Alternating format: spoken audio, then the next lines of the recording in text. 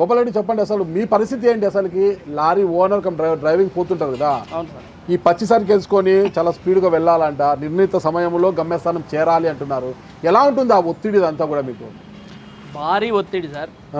ఇక్కడ నుంచి లోడ్ చేసిన నుంచి 32 గంటలు బనారస్కి వెళ్ళమంటారు లారీ. బనారస్ కాశీ టయానికి వెళ్ళకపోతే కిరాయిలు ఇవ్వరు. ఒకటి, రోడ్డు మీద వెళ్ళేటప్పుడు టోల్ గేట్లలో లేటే, ఆర్టీఓ దగ్గర లేటే, ఒక పోలీసు వాడు ఆపినా లేటే, టైం మొత్తం ఇక్కడే కవర్ అయిపోతుంది. టయానికి పోలేము, పోకపోతే కిరాయిలు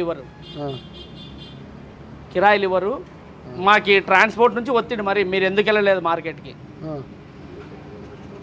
ఇది ఒత్తిడి ఎక్కువ. మధ్యలో బై బర్త్ బాస్ క్షేమంగా వెళ్తే వెళ్తాం సార్, వెళ్ళకపోతే ఒక లారీ యాక్సిడెంట్ అయితే లారీ ఓనరు చెడిపోతాడు, డ్రైవర్ క్లీనరు చెడిపోతారు, రోడ్డు మీద పడుతుంది సార్ వ్యవస్థ. బతికిన అంగవైకల్యం ఆయనలాగా మన శ్రీరాములు అన్న రఘునాథ్ రెడ్డి అన్న మాదిరి అయిపోతుంది. ఇది మా పరిస్థితి. బతికి ఉన్నారు వాళ్ళు అంతే, పాపం మధ్య చూసుకుంటూ జీవిస్తున్నారు అంతే. వాళ్ళు ఏముంది చెప్పండి, పాపం ఆయన ఏదైనా చేసుకోవాలన్నా ఒకరి మీద ఆధారపడాలా, ఈయన ఒకరి మీద ఆధారపడాల, జీవితాంతం పాపం ఊరికే జీవిస్తున్నారు అంతే, చూసుకుంటే అంతే సార్.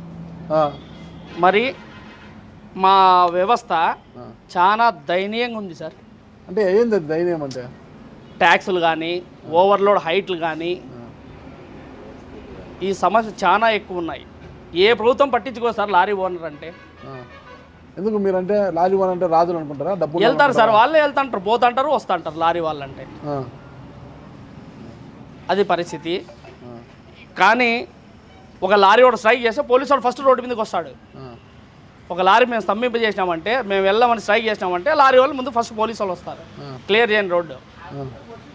ఇది పరిస్థితి. మాకు ఏమన్నా కావాలని మేము స్ట్రైకులు చేయాలనుకున్నామని చేయనీరు సార్, ప్రభుత్వం చేయనీరు.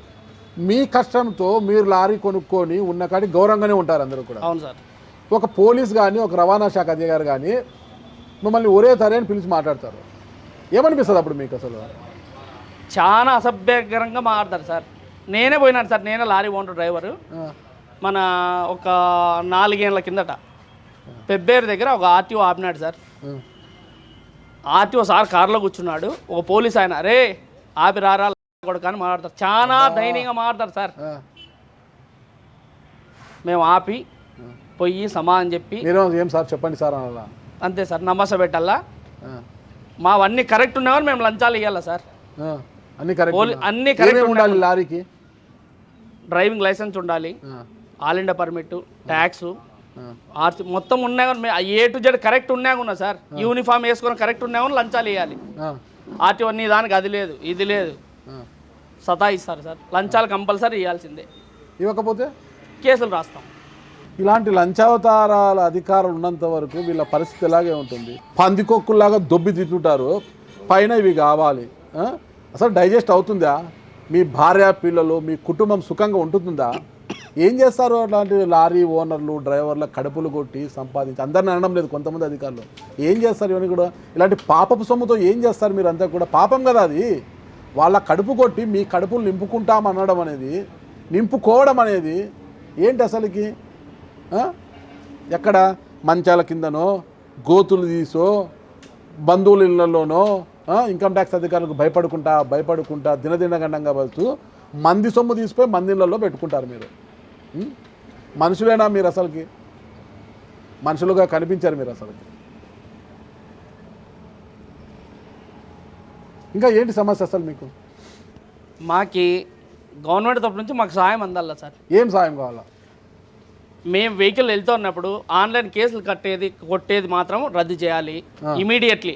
First of all over height అది క్యాన్సిల్ చేయాలి. ఫస్ట్ మాకు ఇవి 2 చేస్తే కొంచెం టెన్షన్లు తగ్గుతాయి సార్, బాధలు తగ్గుతాయి.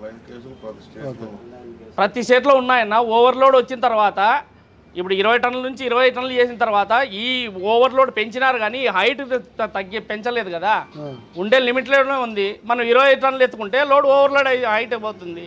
20 లీటర్ల క్యాన్ నుంచి 30 లీటర్లు పట్టుకోమంటున్నారు. నీళ్ళు ఆడిపోతే నీళ్ళు కిందికి పోతాయి.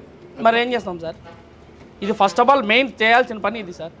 గవర్నమెంట్ ఒక లారీ రోడ్డు మీదకి రావాలంటే ఏమేమి ఉండాలి? ట్యాక్స్ ఉండాలి, tax, pollution, permit, all permits ఉండాలి, డ్రైవర్ లైసెన్స్ ఉండాలి, తర్వాత బండికి ఆల్ పర్మిట్గా ఉండనే రోడ్డు మీదకి వెళ్తాం సార్. అన్నీ ఉన్నా కూడా ఎందుకు మీతో అంత అసభ్యకరంగా మాట్లాడతారు వీళ్ళు అధికారులు? ఏదో ఒకటి చట్టం చూపిస్తారు సార్. రెస్పెక్ట్ లేదు. ఫస్ట్ లారీ ఓనర్స్ అంటే రెస్పెక్ట్ లేదు సార్ మెయిన్. మరి తెలిసి ఈ రంగంలో ఎందుకు ఉంటున్నారు మీరు? మా నాన్న మా అబ్బా తరం నుంచి ఉన్నాం సార్ మేము. ఈ రంగంతో వేరే రంగం తెలియదు మీకు? వేరే రంగం తెలియదు, అయినా ఉంటున్నారు. ప్రభుత్వాలకు ట్యాక్సులు కట్టుకుంటూ వాళ్ళ మాటలు పడుతూ.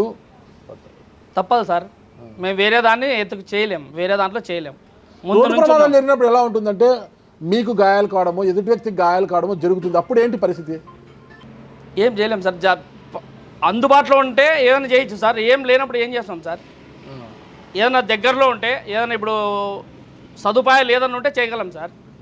ఇప్పుడు మన రాప్తాడు ఉంది, ఇక్కడ జరుగుతుంది, 2 కిలోమీటర్లు జరిగింది, ఎవరు లేరు రోడ్డు మీద, బుద్ధిన వాళ్ళ పరిస్థితి అంతే. ఎవరన్నా దావలో దయతలిచి వాళ్ళని కాపాడితే చాలా మంచిగా ఉంటుంది. కానీ లారీ వాళ్ళని చూస్తే చాలా చండాలంగా చూస్తారు. లారీ అంటే కారు, జీపులు, బస్సులు అన్నీ వేగంగా వెళ్తుంటాయి, లారీ వెళ్తుంటుంది.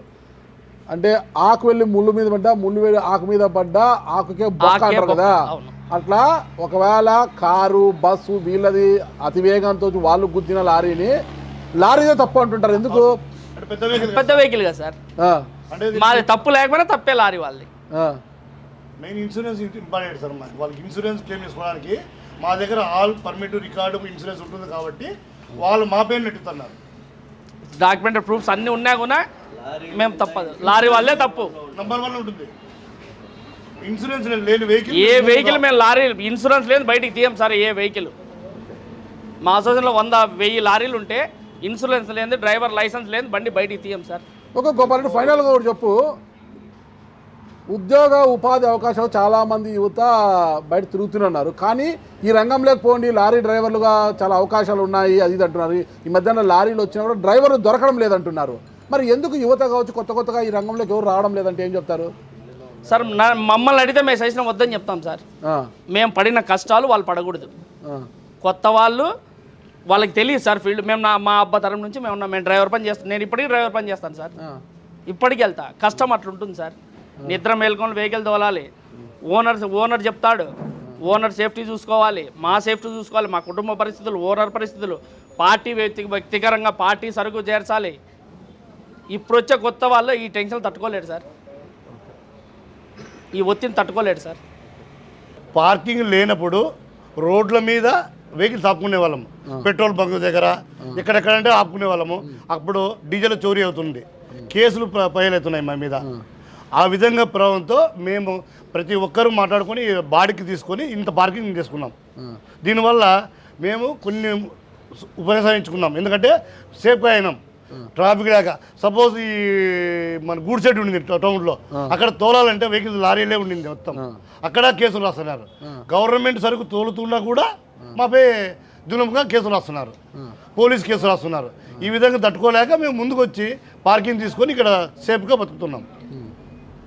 మస్తు ఈ మా టమాటా లోడింగ్లో ఈ మధ్య చెప్పారు కదా, మా సెక్రటరీ చెప్పినట్లు గుండా ట్యాక్స్ అనుకుంటూ 2000 రూపాయలు వసూలు చేస్తున్నారు. అది మా వేరే భారమే పడుతుంది. అది కట్టమంటే మేము బయట లోకల్ అదే మదనపల్లి అవుట్ సైడ్ వెహికల్స్ వచ్చి లోడ్ ఎత్తుకొని పోతున్నాయి. మాకన్నా ఒక 5000 తక్కువగా బాడీకి ఎత్తుకొని పోతున్నాయి. మేము ఇక్కడే పెట్టుకుంటున్నాము, ఇక్కడే బతుకుతున్నాము. ఇంకోటి మాకు స్థలం ఒకటి కేటాయించండి సార్. మెయిన్ రాప్తాడులో ఆటో నగర్లో ఉంది సార్, మాకు అనుకూలంగా ఉంటుంది. అక్కడ ఆటో నగర్లో ఉన్న మెకానికులు కానీ మాకు ఆడే స్థలముగా 4 ఎకరాలు 5 ఎకరాలు కానీ మాకు ప్రొవైడ్ చేస్తే మేము ముందుకు నడచడానికి వ్యవస్థ ముందుకు నడుస్తుంది సార్. అక్కడే మాకు మెకానికులు కానీ, బెండర్లు కానీ, డోర్లు వెల్డర్స్ కానీ మొత్తం అక్కడే ఉన్నారు ఆటో నగర్లో.